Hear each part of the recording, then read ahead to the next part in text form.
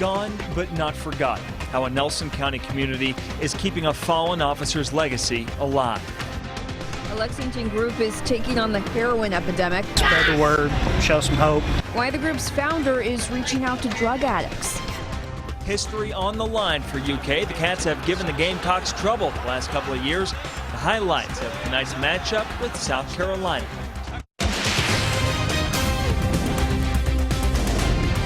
This is WKYT News at 11. Good evening. Thanks for staying up with WKYT. A toasty first weekend of fall. It's feeling more like the end of summer. I'm Sean Moody. And I'm Kristen Kennedy. Fall temperatures will soon catch up with the calendar. We begin tonight with WKYT meteorologist Jim Caldwell and the no-wait weather forecast. But the problem with the fall temperatures that we're about to get in here, those are the temperatures you used to see toward the middle and latter part of October that are going to rage in here as we go into next week. So we'll go through a big change because tomorrow we get close to 90. Even tonight, we're at 75 degrees here in Lexington. Humidity naturally up at night, but generally it has not been a factor the past couple of days. So that's made the heat a little more tolerable. Area-wide, upper 60s, low 70s, and mid-70s. 72 right now into Mount Sterling, 72 into Danville. How about London at 70 degrees as well? Now, our Defender Radar Network is quiet tonight. The next time we get something showing up here, that's going to be the door opening to some change and fall pushing into the area. So that's what you have to look forward to. So, in our headlines, summer shows up Sunday again. But we've got a game-changing cold front that sweeps through, and that is when fall finally finds us. I will track fall right into your area coming up in just a few minutes. They want to keep his memory alive. Next week, dozens of people will ride through a Nelson County community to honor a fallen police officer. Bardstown police officer Jason Ellis was shot and killed along the Bluegrass Parkway 3 years ago. The town is getting ready for their poker run named after him. WKYT's Caitlin Sentner talked with a fellow officer in our top story at 11. When you start seeing the bikes get started and get ready to roll out, it just gives you goosebumps. Each fall, when the leaves start to turn colors, the Bardstown community gathers to remember one of their own. The sound of many motorcyclists revving their engines and heading through town at the start of October is a telltale sign Officer Jason Ellis hasn't been forgotten. I graduated from the police academy back in 2006 with Jason, but he worked late shift or mid shift, and I worked day shifts. Nelson County's assistant chief used to see Ellis out on the streets sometimes during his shift. That all stopped when Ellis was shot after getting out of his cruiser along the Bluegrass Parkway. It's been a tough 3 years for the family, friends, and fellow policemen who are still left without answers. We have to be there for Amy and the boys, even though he's gone. She's got people she can fall onto, and if she needs something, we're a phone call away. Part of being there for the Ellis family is the Jason Ellis Memorial Run. The fourth poker run is just a few days out, and organizers are still looking for volunteers. Especially with the early morning part, everything after that kind of works itself out. As for finding Ellis's killer, they hope this event serves as a reminder. Somebody that was here back in 2013 may have seen something or heard something. They can use their conscience and do the right thing and come up and give out those tips. Caitlin Sentner, WKYT. That memorial run will be held on October 1st. We are seeing new video tonight of a deadly officer-involved shooting in North Carolina.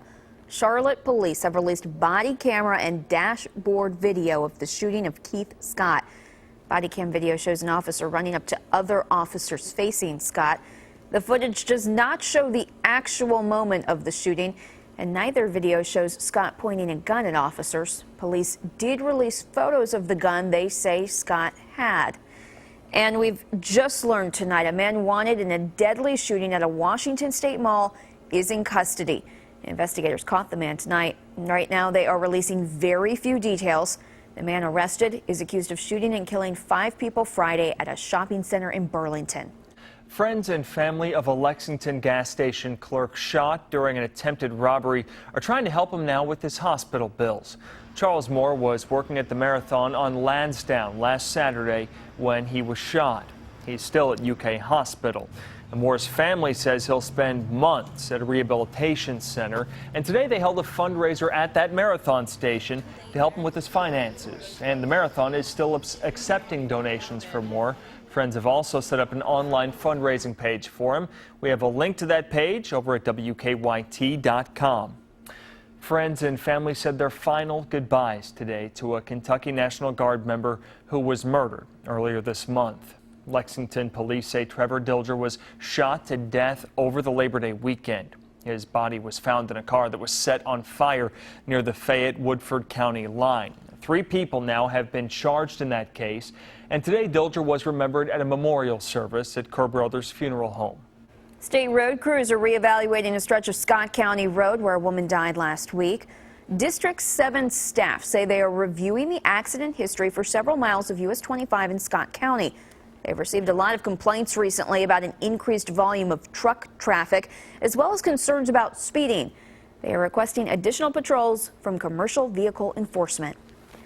You can call it a sign of the times. Today, an old coal-fired cooling tower in Lawrence County came crumbling down. The Big Sandy power plant hasn't used the tower since May 2015. That's when new EPA environmental regulations took effect. The man who hit the button to implode the tower had worked there for 30 years. The plant manager wants to see a new industrial development fill the vacant part of the property. A Lexington group is hitting the streets to raise awareness about the danger of heroin. Stop Heroin Lexington hosted a block party today, and their goal is to help people dealing with addiction. WKYT's Sabira Rayford talked with the organizer about why she started this group. They're singing loud and proud to bring awareness to a drug that has moved rapidly through their community. I lost my son to an overdose. He overdosed on heroin December 2014. Since that day, Tanya Meeks has dedicated her time to stopping heroin in its tracks. As young as 10 are using heroin.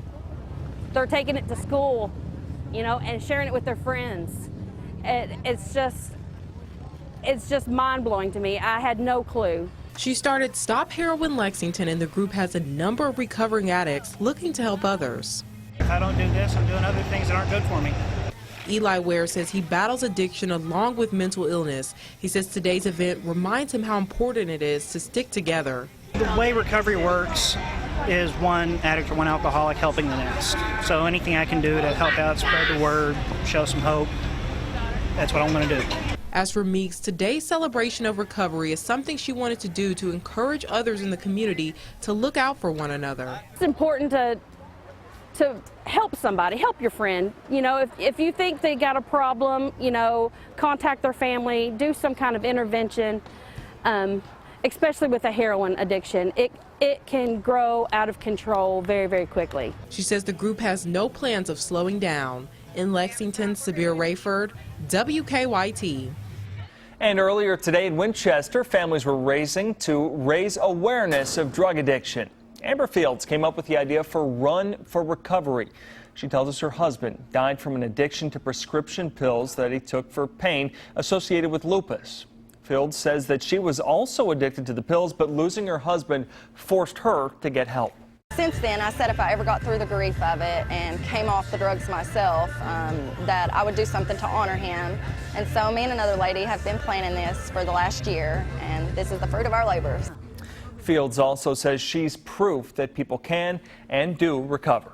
We saw a much different UK team tonight. South Carolina came into Commonwealth looking to end their 2-game losing streak to Kentucky. Lee K. Howard joins us now with game highlights. Yeah, hey guys, this was a game the Wildcats really needed to keep their bowl hopes alive, and with Kentucky trailing 7-3 in the third quarter on 2nd and 8, the Wildcats going to the ground game. Boom Williams breaks off a 43-yarder to put Kentucky on top 10-7. The game was tied at 10 in the fourth quarter. Benny Snell lined up to take the snap out of the Wildcat formation, and he walks it in. UK back out in front 17-10. Still 17-10 with 2.5 minutes to play in the game. Gamecocks facing a 4th and 17, and Brandon McElwain is sacked by Denzel Ware for the huge loss and the turnover on downs, and Kentucky holds on to win the 3rd straight over South Carolina. 17-10. We will have more highlights from that game coming up in just a few minutes in Game Time. Still ahead on WKYT, UK adds 6 new members to their Athletics Hall of Fame. We'll catch up with the inductees. Now, your hour-by-hour forecast with meteorologist Jim Caldwell. And we have been talking about heat so far this weekend. That's been the main attraction around here. But we're going to try to beat it right out of town once we cross over into the new week. Let's get right to the forecast, and let's see what's happening out there tonight. Running in the low and mid-70s. We also have our Defender Radar Network cranked up full power, checking everything out for you, but nothing showing up tonight. When you see rain on this radar in the coming days, and you will, things will change. That means it's going to open the door to some significantly cooler air. Temperatures we have out there tonight will be warmer than what we'll have for daytime highs next week. So that kind of sums it up for you and really puts a face on it. So some cool, pleasant temperatures coming. Here's what we have on the surface map tonight. This is the front. You see all the showers and storms out ahead of it. Nothing major going on with it, but it'll be advancing and then sweeping into Kentucky, bringing us that change. Here's the way that plays out. We're into Monday. Front goes rolling through the area. Behind the front, what you'll see is temperatures drop significantly. So just to, again, to put it all in perspective, Sunday's highs likely come in around 90 degrees, okay? Tuesday, Monday's going to be a day of transition, but Tuesday we're all likely under 70 degrees for daytime highs. That is quite the swing any time of year when you get about a 20-degree swing. Hour by hour run, let me walk you right in to that change. We go overnight, we get into the day tomorrow. You see those mid and upper 80s all over the place with some clouds working into the skies, not a big deal.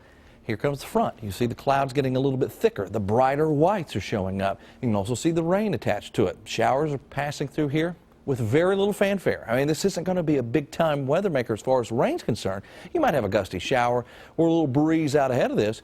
But the main attraction is the fact that when it rolls through here by early on Tuesday morning, this model's aggressive, trying to get into the low and mid-40s. I don't think we're quite there yet, but you can see the general idea of how cool we are. Noon Tuesday, we're in this low and mid-60s, and by the time we get to the afternoon and evening, there you see those upper 60s. That's it for daytime highs on Tuesday. And again, keep in mind, it's 75 degrees right now in Lexington, so we'll be warmer right now than we'll be the peak heating of the day on Wednesday. So the easiest thing to say is, and it says that they're on the 7th day, hello, fall. You're finally here. So we'll be very happy to see it when it gets here. Oh, it's going to be fantastic. We've waited a little while. We have. Thank you, Jim. A busy day of football. The Wildcats were searching for their second win of the season. Lee K has highlights next on Game Time.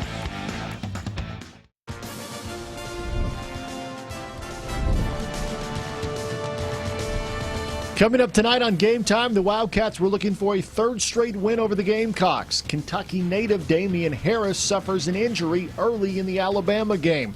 And Kentucky State mounts an impressive comeback at Lucas Oil Stadium. Those highlights and many more coming up right now.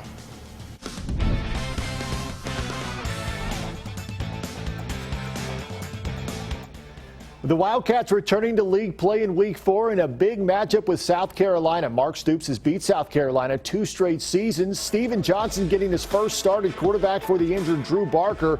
And Johnson started the game by completing his first 7 passes.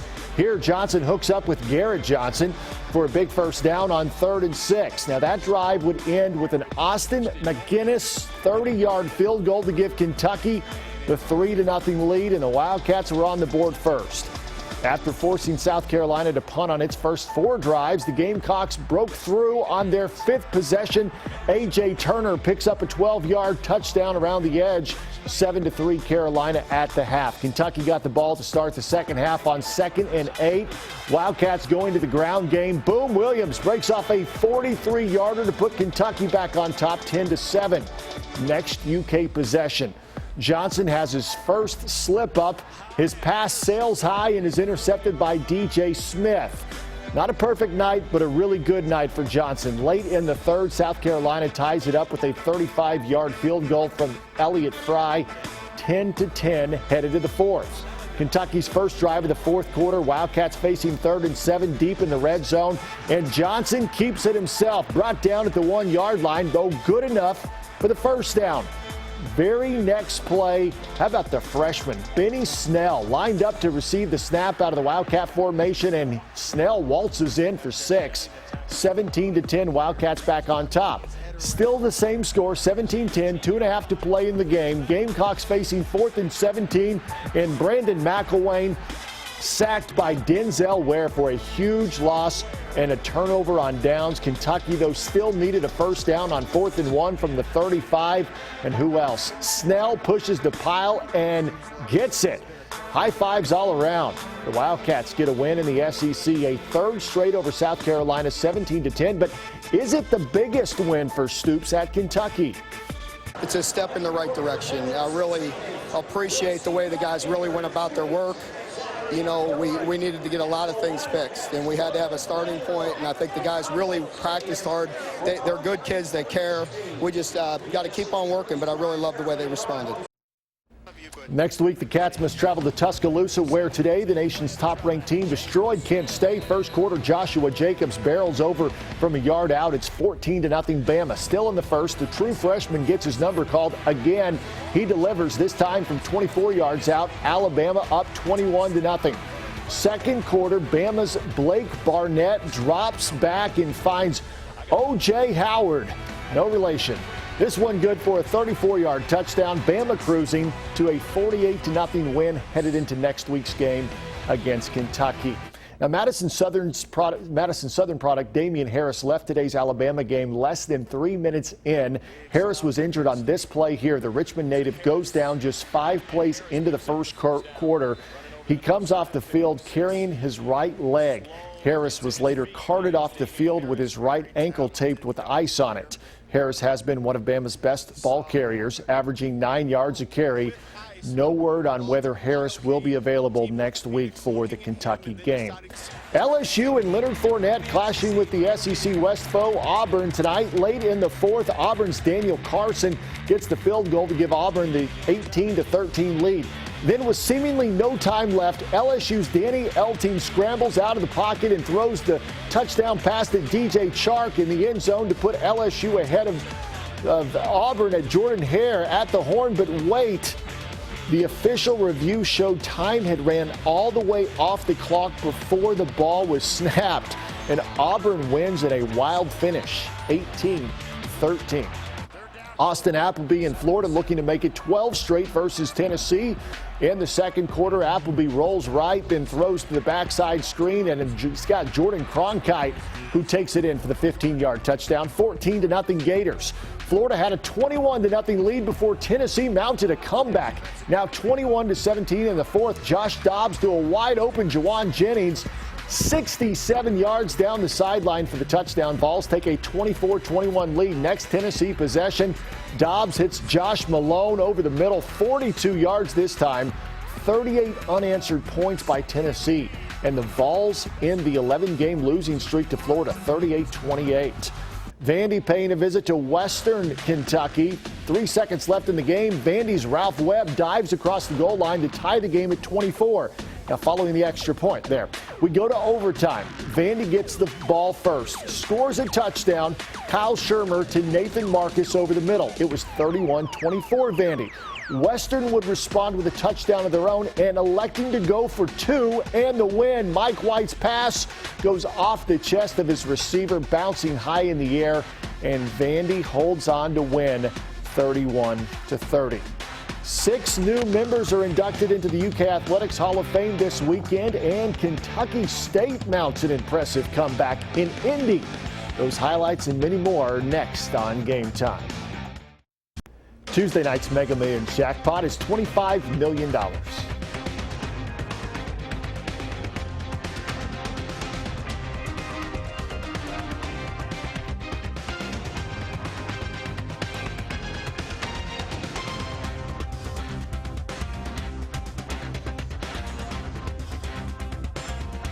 It is Hall of Fame weekend, and 6 new members were inducted into the UK Athletics Hall of Fame Friday night. The class highlighted by former head football coach Rich Brooks, football great Wesley Woodyard, and one of the all-time fan favorite basketball players, Chuck Hayes. In the words of my great coach, fellow Hall of Fame inductee, one of the best people I ever met in this world, Coach Brooks, Great day to be alive and be a Wildcat, gentlemen. The first 3 years, this was a difficult job. Nobody wanted me here. They sold Ditch Rich t-shirts in the parking lot.